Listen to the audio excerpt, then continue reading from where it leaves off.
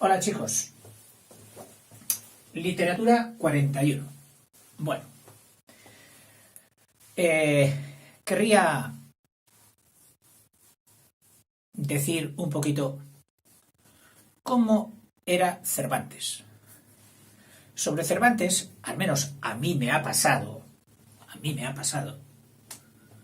que he llegado a considerar su obra cumbre como una especie de caso aislado, es decir, de libro aislado. Vamos, que sonó la flauta por casualidad. Porque claro, un señor, llevando una vida de necesidad continua, que no triunfó en su época, lo cual no es muy raro en el mundo literario. Pero bueno, que en los otros dos géneros, poético y teatro, dramático, no tuvo éxito. Parece ser que, independientemente de la luz gigante de Lope de Vega que ofuscó y hizo de menos su producción, el Quijote hubiera sido, pues, esa única pincelada así, maravillosa, pero única. Y yo creo que no. Por lo menos, estos días que me he metido en la figura de Cervantes, yo he visto que no. Además, por lógica, no es posible. Cuando una fuente da buen agua, es que es buena fuente. Y Cervantes fue la fuente. Después de su producción, La Galatea,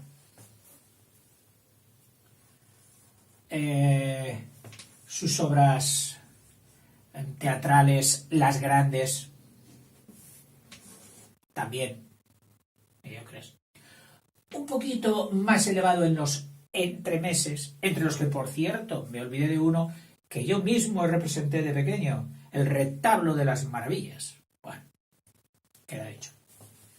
O sea que tampoco tuvo mucho prestigio. Y de repente vienen las novelas ejemplares que sí tuvieron un poquito más. Y luego viene El Quijote como si hubiera sido ¡pum! Y luego Persiles y Segismunda. No. El Quijote no fue un punto. Aquello de como la subida y la bolsa, zas, zas, para arriba abajo. No. El Quijote fue realmente una meseta elevadísima, altísima y extensísima. Es decir, que en su producción, él en el Quijote invirtió todo su capital. En los otros había invertido, pues sí. Pues voy a jugar aquí, voy a jugar allá, voy a hacer esto, plan, plan, sube la bolsa, baja la bolsa. Pero aquí dijo, señores, me lo juego todo. Voy a echar el resto. Todo lo que tengo. Es más, sabiendo que lo hacía, metió entre el Quijote, metió novelitas, metió poemas, metió de todo. Como diciendo, aquí lo estoy dando todo. Y esta fue la producción. Que, tratándose de otros autores, la habría repartido o estaría repartida en varias mesetas pequeñas. No. Cervantes quiso unificarlas todas en una. En el Quijote. Fue un grande Cervantes.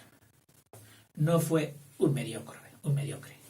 Los milagros en la tierra no existen. Y cuando tú ves que hay un buen producto, es que se ha sacado de una buena mina. La mina de Cervantes. Mira cómo era. He encontrado esto en internet, en el Google. Ahora mismo, pues, quizás debiera haber apuntado de quién era. Pero bueno, agradezco la generosidad de la red y a tanta gente generosa que hay en la red. Muchísima. Le habría encantado esto a Don Quijote. Sí, y a Cervantes también. El bien que se puede hacer desde la red. Bueno, se lo agradezco. Dice, ¿cómo era Cervantes? Honrado, desde luego. Lo demuestran tanto el cuidado que tuvo para proteger a su hija natural y a su mujer, como lo demuestran también los avales que consiguió para poder trabajar con dinero de la corona. No coger a un cualquiera para administrar dineros. Tendría que tener fama de honrado, de gente cabal. Y la preocupación y la continua asistencia que prestó a su hija natural, tenida fuera del matrimonio, también fue muy de valorar. Cervantes, por otra parte, también era hablador, pero eso no es malo, ¿eh? Buen bebedor, sabiendo beber, no llegando a esos puntos de embriaguez que degeneran al espíritu humano y a la persona. Asiduo de tabernas, porque eran los sitios donde estaba la relación, y jugador de naipes. Como Don Quijote, Cervantes estaba más a gusto entre gente humilde que en palacio. El pueblo llano, la gente llana, le parecía por lo general más sensata, inteligente y honrada que la cortesana aristocracia, cuya ignorancia, cuando no corrupción, le era insoportable, no los aguantaba. Entre la gente sencilla, Cervantes encontraba a veces verdaderos filósofos, personajes peculiares con quienes conversar y de quienes aprender con alegría. Yo a esto me apunto totalmente.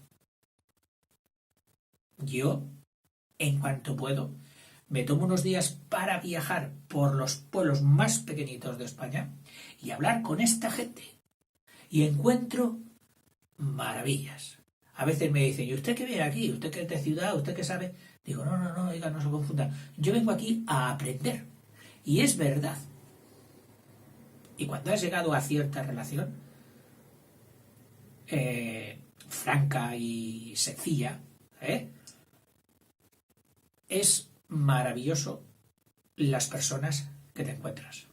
Cervantes también. Era la conversación, entonces, un medio de satisfacer su curiosidad insaciable. Eso sí, no fue un tío asentado en un sofá.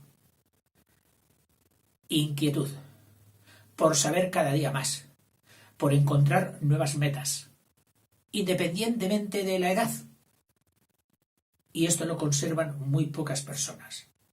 Sus ganas de conocer y de entender, siempre. Era sin duda un hombre de amistades. Entre ellas se encuentran su maestro poético Pedro Laínez, los poetas Cristóbal de Mesa, Pedro de Padilla, Luis Barahona de Soto, Francisco de Figueroa, Lope Maldonado, Juan de Jáuregui, Vicente Espinel y Francisco de Figueroa. Ya mayor, como hemos dicho, tuvo admiradores y hasta seguidores. También sabemos que fue amigo de Tomás Gutiérrez, dueño de una lujosa casa de huéspedes en Sevilla. Las burlas burdas, con muy poca piedad y tacto, de sus rivales Lope de Vega, por una parte, el genio encumbrado, hablaremos de él, y por otra parte de Avellaneda, ese que quiso robarle la idea del Quijote, editando una segunda parte en Tarragona, de quien trataremos más adelante, le hirieron mucho. ¿Cómo lo sabemos? Porque en determinadas ocasiones, y en bastantes, nos decía que tenía esa espinita clavada de las risas y burlas que habían hecho con él. No tenemos noticias, sin embargo, de ninguna amistad suya de toda la vida, aquello de, pues no sé, como Garcilaso y Boscán, su amigo del alma y permanente. No tuvo ese gran amigo para todo, y en todo y a todo tiempo. No.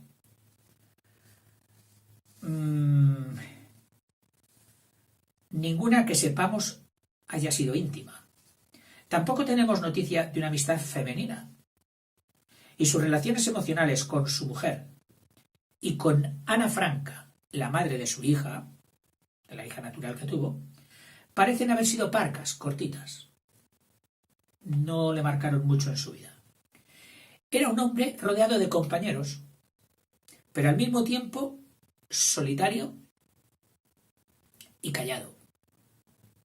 Sin este verdadero amigo de toda la vida, tan apreciado por otra parte en sus obras.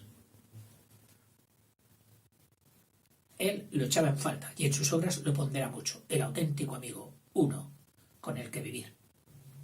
Otro medio de satisfacer su curiosidad era el viajar. En uno de los vídeos anteriores he dicho que había visto España e Italia. No, parece ser que había recorrido bastante el mundo. Y Cervantes viajó mucho y conocía Italia, Portugal, el Imperio Otomano, con todo el Mediterráneo y todo lo que conformaba el imperio del Mediterráneo oriental, y más especialmente Barcelona y Andalucía. Quería viajar más, quería ir a la India, por ejemplo, y quería volver a Italia. No lo consiguió. Lo que no podía viajar lo reemplazaba con la lectura. Esta tiene que haber sido su diversión favorita durante muchos años, según los muchísimos libros, entre ellos libros de historia, geografía, ciencias y matemáticas, que muestra haber conocido. Lo demuestra. Era uno de los hombres de más ancha formación que había en la España de su tiempo. Sí. O sea, no era un petimetre, ni un cualquiera. Uno de los de más amplia formación de la España de aquella época. En sus propias palabras, él decía: quien anda mucho y lee mucho, ve mucho y sabe mucho. Todavía se acuñó un adjetivo especial en España, que yo se lo he oído a algún anciano de mi pueblo. Dice: es que fulano es muy leído. ¿Ah? Ojo, no leído en pasiva, es decir, ese señor es leído por otros. No.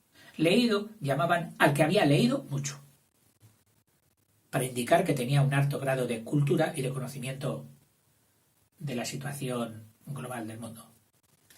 Saber mucho, en un mundo en que la libertad de prensa no existía hasta siglos después. Recuerda que tenía ahí encima la Inquisición. Era carga a veces dura.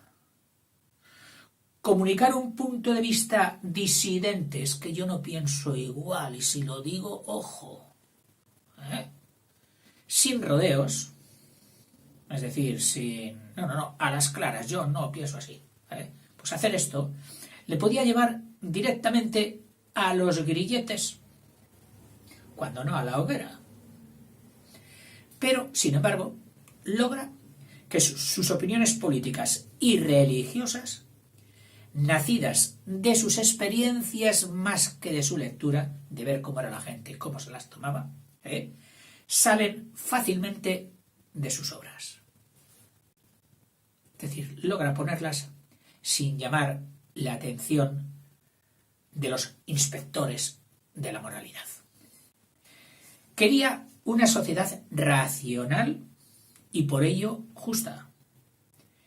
Y la que le tocó vivir visiblemente distaba mucho de serla. Todas las almas son creadas iguales, recuerda el equitativo Cervantes, y cada uno es hijo de sus obras, la meritocracia. No la aristocracia, meritocracia, no el ser hijo de, el ser hijo de tus obras, de tus méritos. Las obras de la corrupta aristocracia, cuando hacían otra cosa que entretenerse, no correspondían con su posición en la sociedad. Es decir, la aristocracia no daba ejemplo de más cultura y más labor social y buenomía de lo que deberían haber dado. más honradez y menos hipocresía se podía encontrar entre los muleros, pícaros y prostitutas. Hasta los criminales tenían honra. El Quijote. Más justicia había entre los moros, cuando nos habla en los baños de Argel y en su cautiverio. Resultado de la venalidad de la aristocracia, nobleza y realeza es que su país, tan rico, de ser prácticamente el imperio dominante entonces, iba, sin embargo, a la ruina, que es el pesimismo barroco. Como cualquier pensador de su tiempo, Cervantes disentía de varias posiciones oficiales de la Iglesia. La abundancia de conventos y monasterios, ricos, riquísimos, muchos de ellos, le parecía escandalosa.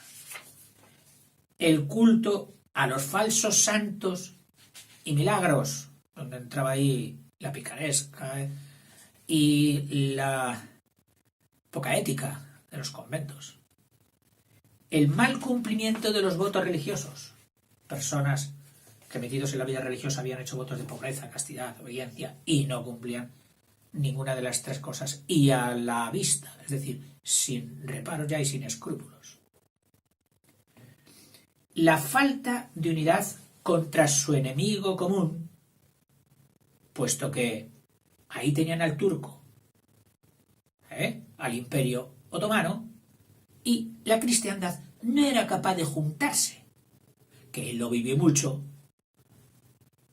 al confeccionar la armada para la batalla de Lepanto. Qué difícil era unir a la cristiandad para hacer una cosa en común. Eso le dejaba ver que cada uno iba a su medro. En un sentido más íntimo, se encontraba confuso ante la contradicción entre lo que le decían sus observaciones y razón, entre lo que veía, constataba, y las creencias a las que le obligaba la fe. Estaba entonces perplejo ante el gran problema religioso. 2 puntos. El problema del mal.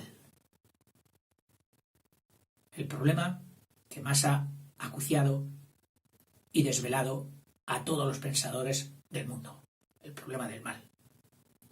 Por último, parte del deseo de Cervantes de vivir en todos los sentidos era el de sobrevivir a la muerte. Es decir, él tenía una idea, como la religión animista, de más que el mundo sobrenatural de un cielo prometido en determinadas religiones, él quería estar en el Parnaso, como hace en una obra de él, entre los famosos, en la memoria de la gente venidera. Esa era su pretensión. Que no le olviden. Ser alguien después de la muerte. La perspectiva tradicional de una vida eterna en el cielo no parece haberle satisfecho. Para permanecer viva en la tierra, el mejor remedio, según él, es la literatura.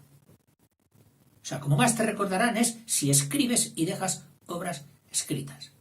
Las obras literarias, pues, son independientes de una forma física, es decir, que no son de piedra, de que se envejece, de metales que se oxidan, o se derrumban, o viene el bruto de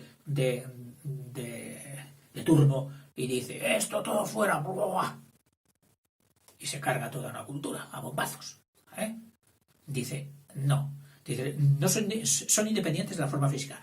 Resisten el paso del tiempo mejor que los palacios que hacen los arquitectos, los monumentos que hacen los escultores, las láminas de bronce o de piedra. De los griegos, según él podía ver, desapareció su pintura completamente, de Zeus y Parrasio. Lo que sabemos de ellas es por oídas, que si eran tan perfectos que los pájaros venían a picar las uvas del cuadro. Fíjate. Bueno, desapareció su pintura completamente, junto con la mayor parte de su escultura y de sus monumentos. Que vemos el Partenón y todavía nos da un concepto de ruina pobre, Sus creadores están olvidados, Fidias y compañía. O no son sino nombres. Sí, Fidias, ¿qué sabes tú de él? Pues mira que fue un famoso escultor griego. Dice, o no son sino nombres completa e irreparablemente separados de sus creaciones. Claro, su creación ha sucumbido. También los historiadores, los científicos, hasta los filósofos, dice, son conocidos de pocos. Exclusivamente de unos que han estudiado un poquito y sí saben un poquito de filosofía, les puedes hablar de quién fue, pues no sé, Descartes o Sócrates o tal, esto, pero el resto del mundo no. Y sin embargo la literatura para él, sí. Con el Quijote, él ha conseguido llegar a esa fama que le hace imperecedero. En fin. Ya sé que me estoy olvidando de la tiza. Y que debiera hacerte algún esquemita y esto. Pero bueno, siempre puedes hacerlo tú también. Tienes que ir desarrollando tu capacidad de abstracción y de lo que oyes ir entresacando, clink, clink, clink, haciendo esas llaves, esos cuadros sinópticos que te ayudan luego a recordar para cuando te lo pidan. Hasta luego.